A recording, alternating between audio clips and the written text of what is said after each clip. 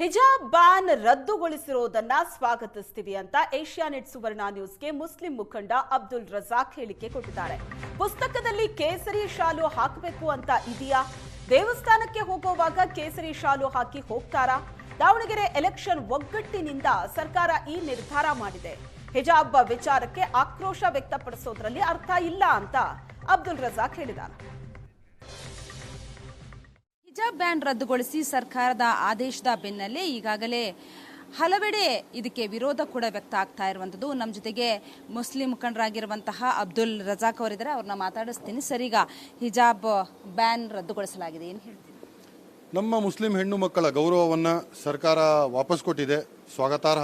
ಸ್ವಾಗತಿಸ್ತೀನಿ, ಇದನ್ನು ಸ್ವಾಗತಿಸ್ತೀನಿ ನಾನು. ನೀವು ಸ್ವಾಗತ ಮಾಡ್ತೀರಿ, ಆದರೆ ಹಿಂದೂ ಸಂಘಟನೆಗಳಿಂದ ವಿರೋಧ ವ್ಯಕ್ತ ಆಗ್ತಾ ಇದೆ. ಇದಕ್ಕೆ ನೋಡಿ, ಯಾವ ಕಾರಣಕ್ಕೂ ನಾನು ಹುಟ್ಟು ಬೆಳೆದಿದ್ದು ಬೆಂಗಳೂರಲ್ಲೇ, ನನ್ನ ಎಲ್ಲ ಸ್ನೇಹಿತರು ಹಿಂದೂಗಳೇ.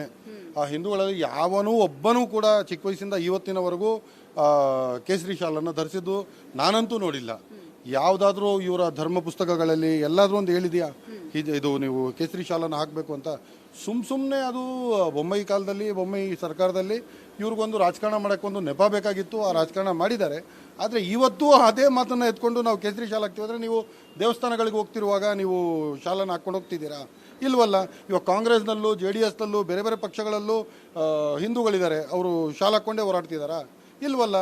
ಕೇವಲ BJPಯ ಒಂದು ರಾಜಕಾರಣಕ್ಕೋಸ್ಕರ ಈ ಕೇಸರಿ ಶಾಲನ್ನು ಹಾಕ್ಕೊಂಡು ಮುಸ್ಲಿಂ ಹೆಣ್ಮಕ್ಳು ಅಕಸ್ಮಾತ್ ಹಿಜಾಬ್ ಹಾಕ್ಕೊಂಬರ್ರೆ ನಾವು ಇದನ್ನು ಹಾಕ್ಕೊಂಬರ್ತೀವಿ ಅಂತ. ನಾವು ನಮ್ಮ ಹೆಣ್ಮಕ್ಳಿಗೂ ಹೇಳೋದು ಏನು ಅಂತ ಹೇಳಿದ್ರೆ, ಇದು ನಿಮ್ಮ ಸಿಸ್ಟಮಲ್ಲಿ, ನಿಮ್ಮ ಯೂನಿಫಾರ್ಮಲ್ಲಿ ಇರೋದನ್ನು ಹೆಗಲ ಮೇಲೆ ಹಾಕ್ಕೊಳ್ಳುವ ಒಂದು ಬಟ್ಟೆಯ ತುಂಡನ್ನು ಎತ್ಬಿಟ್ಟು ನೀವು ತಲೆ ಮೇಲೆ ಹಾಕ್ಕೊಂಡ್ಬಿಟ್ರೆ ಅದಕ್ಕೆ ಹಿಂದೂಗಳಿಗೆ ಏನು ತೊಂದರೆ ಆಗ್ತಿದೆ? ಅದರಲ್ಲಿ ಬೇರೆ ಧರ್ಮದವ್ರಿಗೆ ಇದರಿಂದ ಏನು ತೊಂದರೆ? ಬೇರೆ ಧರ್ಮದ ಹೆಣ್ಣು ಮಕ್ಕಳು ಇದ್ರನ್ನು ಮಾತಾಡ್ತಿಲ್ಲ, ಗಂಡು ಮಕ್ಕಳು ನಾವು ಕೇಸರಿ ಶಾಲನ್ನು ಹಾಕ್ಕೊಂಬರ್ತೀವಿ. ಇದು ಯಾವ ನ್ಯಾಯ? ಯಾಕೆ ಇದೆಲ್ಲ ಬೇಡ.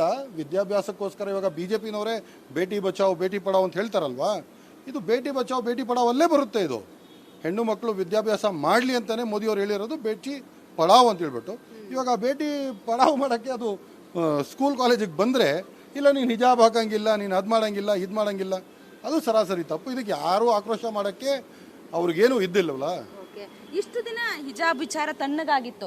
ಈಗ ಸ್ಕೂಲ್ ಶುರುವಾಗಿ ಇನ್ನೊಂದು ಸ್ವಲ್ಪ ದಿನಗಳು ಮಾತ್ರ ಬಾಕಿ ಇರುವಂಥದ್ದು. ಈ ಸಂದರ್ಭದಲ್ಲಿ ಹಿಜಾಬ್ ವಿಚಾರ ಮತ್ತೆ ಮುನ್ನೆಲೆಗೆ ಬಂದಿರುವಂಥದ್ದು. ಕೇಸರಿ ಶಾಲನ್ನ ಹಾಕೊಂಡು ನಾವು ಬರ್ತೀವಿ ಅಂತ ಹೇಳ್ಬಿಟ್ಟು ವಿದ್ಯಾರ್ಥಿಗಳು ಹೇಳಿದರೆ ಇದಕ್ಕೆ ಮೊದಲನೇದಾಗಿ ಇದು ದಾವಣಗೆರೆಯ ಉಪಚುನಾವಣೆ ಆಯ್ತಲ್ವಾ, ಅಲ್ಲಿ ಮುಸಲ್ಮಾನರು ತೋರಿಸಿದ್ದ ಒಗ್ಗಟ್ಟು 25,000 ವೋಟ್ಗಳ ಹೊಡೆತ ಬೀಳ್ತಲ್ವ ಕಾಂಗ್ರೆಸ್ಗೆ.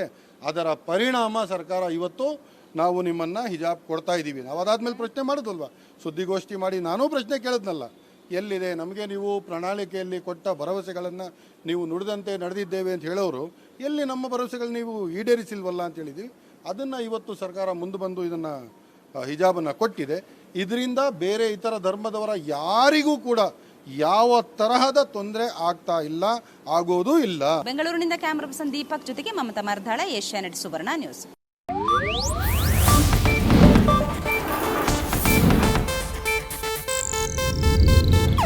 ಇದು ಏಷ್ಯಾನೆಟ್ ನ್ಯೂಸ್ ನೆಟ್ವರ್ಕ್ ಪ್ರಸ್ತುತಿ.